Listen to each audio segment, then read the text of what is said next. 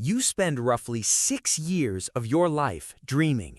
Not 6 years in total, 6 years of every life, yours included. 6 years, eyes closed, body still, mind somewhere else entirely, living full experiences that leave no physical trace every single night, without fail, whether you remember it or not. 4 to 6 distinct dream episodes per night, roughly 2 hours of dreaming in total. You have already dreamed thousands of dreams in your life, a private library of experiences that only you will ever have had. Most of them forgotten the moment you woke, but they happened. They were real to your brain while they were occurring. The brain cannot tell the difference between a real experience and a dream one. The fear was real, the joy was real, the love was real. The brain made no distinction. So why? Why does the sleeping brain create entire worlds every night, entire conversations, entire landscapes, entire lives, every night? The answer reveals something extraordinary about what the brain is actually for. Because the brain at night is not idle, it is essential. When you dream, your brain is not resting, it is working hard. During REM sleep, the dream stage, your brain is nearly as active as when you are awake. Rapid eye movement. The eyes move because you are watching something. In some ways, more active. The emotional and memory regions of the brain often exceed their waking activity levels during REM.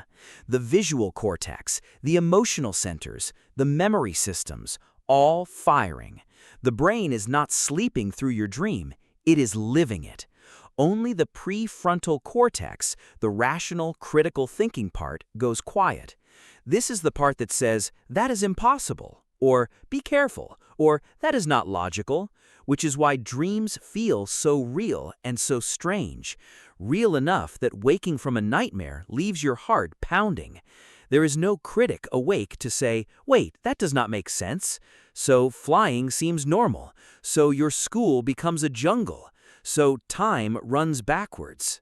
But why? Why does the brain do this every night? The honest answer is, scientists still debate this.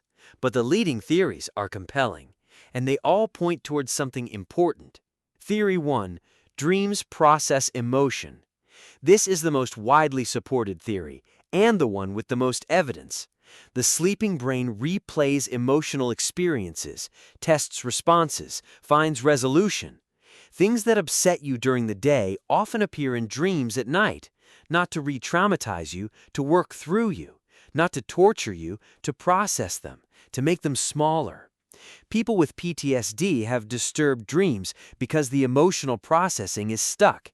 The dream keeps returning to the trauma because it cannot get past it. The dream is trying to help, it just cannot finish the job. Theory 2. Dreams are a threat simulation system, proposed by Finnish neuroscientist Antti Revonsuo. The threat simulation theory. The brain uses dreams to rehearse dangerous situations, a flight simulator for the mind, practice without consequence. Being chased, falling, being attacked, fighting. These are the most common dream themes across every human culture. Being unprepared for an exam, teeth falling out, flying, being naked in public. Not because people are disturbed, because the brain is practicing. The content is not the point, the rehearsal is the point. If you have dreamed of being chased, your brain has rehearsed the escape. Your brain filed a response. The next time it is needed, it will be faster. When the real threat arrives, the brain already has a response ready. This may be one of the oldest functions of the dreaming brain. Ancient humans who dreamed of predators and practiced escaping were better prepared. Dreams may have been as important as physical training for survival. They survived more often. They passed on their dreaming brains. We are all the descendants of dreamers, every single one of us. Theory 3. Dreams consolidate memory.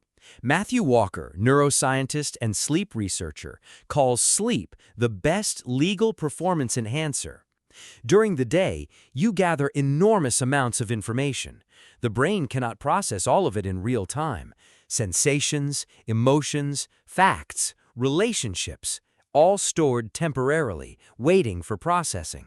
Sleep and dreaming is when the filing happens. What you learn today will be more firmly embedded tomorrow morning. Connections are made, irrelevant information is discarded. Important things are strengthened. You wake up wiser than you went to bed, every time. The brain decides what to keep and what to let go. Dreams are part of that editing process. This is why studying and then sleeping produces better results than studying all night. Your brain needs sleep to finish what you started while awake. The dream is not distracting you from learning, it is completing your learning. Every time you sleep after learning something, you wake knowing it better. Theory 4. Dreams are a creativity engine. The dreaming brain is freed from constraints. It can put anything with anything. The dreaming brain combines things that the waking brain would never put together. Two unrelated problems become one solution. Two distant memories create a new idea. Many great discoveries and artworks came from dreams. The structure of DNA, the periodic table, Beethoven's compositions, Paul McCartney's Yesterday. And here is the twist. We think of sleep as a passive state, as the brain switching off, something to get through, something to minimize, an interruption to real life, as a time when nothing important is happening. But the brain during sleep is not switched off. It is switched to a different task, a task it can only do when the conscious, demanding daytime mind goes offline, the most important maintenance task of all. It is processing the emotional residue of your day, every interaction, every frustration, every joy, filed and processed. It is rehearsing threats so that you are ready for them. It is your personal trainer running drills while you rest. It is filing memories so that tomorrow you can learn again. The brain clears its temporary storage so it can be filled again tomorrow. It is building creative connections that your rational mind would never allow. The sleeping brain is the most creative brain you have. Dreaming is not the brain resting. Dreaming is the brain doing its most important work. 6 years of the most important mental work a human being will ever do. Sleep is not a pause in your life. It is where a significant portion of your life's work happens. You are not wasting 6 years asleep. You are investing 6 years in the most essential upkeep a mind can receive. You are spending 6 years doing the most essential maintenance the mind can do. Without those 6 years, the mind would not function. It would degrade. Every dream you cannot remember still did its job. The forgetting is not the failure. The dreaming is the success. Subscribe. Every day we dig up one piece of the ancient human story.